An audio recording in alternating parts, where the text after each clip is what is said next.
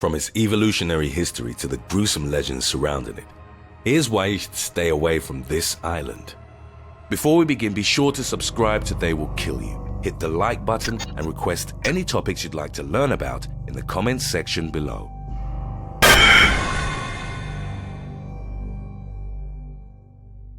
Number 7.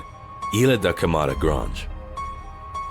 This island has crystal clear waters, a lush rainforest, and a mild climate that's typically between 65 to 82 degrees Fahrenheit. From the outside, Ilha da Camada Grande, located about 21 miles off the coast of Sao Paulo, Brazil, looks like an ideal holiday destination. However, upon closer inspection, you'll find that it's actually one of the deadliest places on Earth. The island's surface is 4,600 square feet, and by some estimates, there were once over 400,000 snakes. This would amount to a snake for every 10.6 square feet, which is why Ilha da Camada Grande has appropriately come to be known as Snake Island. Today, the snake population is believed to be much lower than previous estimates. Nevertheless, the island is still home to thousands of highly venomous pit vipers, which are capable of swiftly killing a human. As such, the Brazilian Navy has closed Snake Island to the public, only allowing access for researchers collecting data.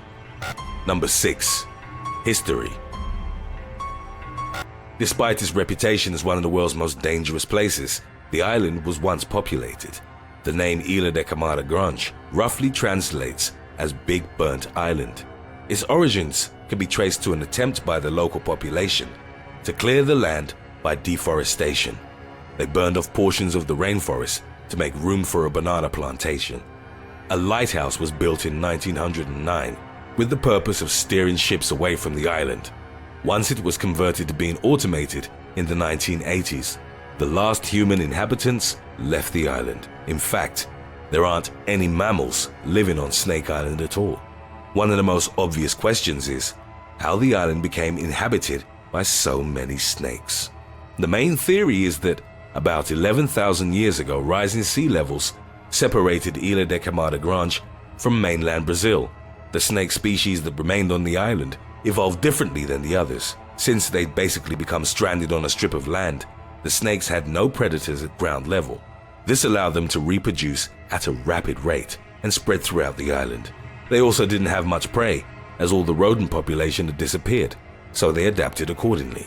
Their main source of food became the migratory birds which visited the island at certain times of the year. When snakes hunt, they'll sometimes bite their prey and allow the venom to kill it before tracking it down and eating it. That being said, for the snakes of Ilha da Camada Grande, tracking their prey wasn't an option, as they could simply fly off. That's why their venom evolved to become very powerful. It's so potent, in fact, that it can melt human skin almost instantly. Number 5. Golden Lancehead. The main reason why nobody's allowed on the island is the Golden Lancehead, a dangerous pit viper only to be found on Ilha da Camada Grande. Known by the scientific name Bothrops insularis, this snake can grow to lengths of 28 to 46 inches. It draws its common name from the elongated shape of its head, which is typical of all snakes in the Bothrops genus, and the yellowish-brown color of its underside. It's believed that a common ancestor of Bothrops insularis and Bothrops jararaca, the golden lancehead's closest mainland relative, migrated to the island when the sea levels were low. Evolution would eventually split the snake into 2 separate subspecies. The golden lancehead has a longer tail, which is most likely an adaptation that enables it to maneuver through trees, where it does most of its hunting. Its diet mainly consists of migratory birds and not rodents, like the jararacas. Even though the island is home to about 42 bird species, the golden lancehead mostly relies on 2, a type of flycatcher called Eliana chilensis and Troglodytes musculus, also known as the southern house wren. Instead of biting, releasing, and then tracking its prey, the golden lancehead holds the victim in its mouth once it's envenomated. Its venom is 5 times stronger than that of the jararaca and potentially fatal to humans. In 3% of cases, death can still occur even after the person has received treatment. Golden lancehead venom is the fastest acting of all Bothrops snakes, as it can kill an adult in less than 90 minutes. It has hemotoxic components, which eat away at flesh, as well as neurotoxic components. Symptoms include nausea, vomiting, swelling, bruising, local pain, blood blisters, and severe tissue necrosis. Those bitten can also experience blood in the urine and vomit, intestinal bleeding, kidney failure, and brain hemorrhaging. Number 4. Venom research. Bothrops insularis' relatives, also known by the common name lanceheads, are responsible for about 90% of all the snake bites in Brazil. Studying the potent venom of the golden lancehead may help in the treatment of future snake-related bites. There are also other areas in which the snake's venom could be useful. Marcelo Duarte is a scientist with the Brazilian Butantan Institute, which studies the pharmaceutical applications of reptilian venom. He said, "We're just scratching this universe of possibilities of venoms." He believes golden lancehead venom is scientifically promising and might help with blood clots, circulation, and heart disease. Number 3. Outlawed. A policy put in place by the Brazilian government requires any legally sanctioned visits to the island to be accompanied by a doctor in case of run-ins with the local snake population. That doesn't mean that a permit to visit the island is available for anyone, provided they bring a doctor with them. The ban put in place by the Brazilian Navy is meant to protect both the endangered golden lanceheads and those who could be bitten. Special permission is usually granted to researchers and biologists studying this rare snake species, in the hopes of better understanding the Bothrops genus as a whole. The other people who visit the island are Brazilian Navy staff, tasked with maintenance of the island's automated lighthouse. Number 2. Threats. Most people would regard setting foot on an island where the ground slithers with dangerous snakes as a nightmare come true. Others, however, see it as an opportunity to make money.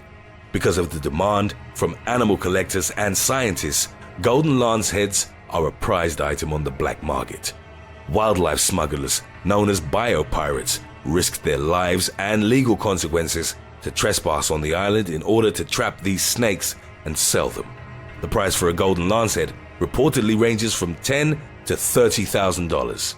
Biopirates aren't the only threats these snakes face. Other factors such as habit degradation and disease have contributed to halving the golden lancehead population in the past 15 years.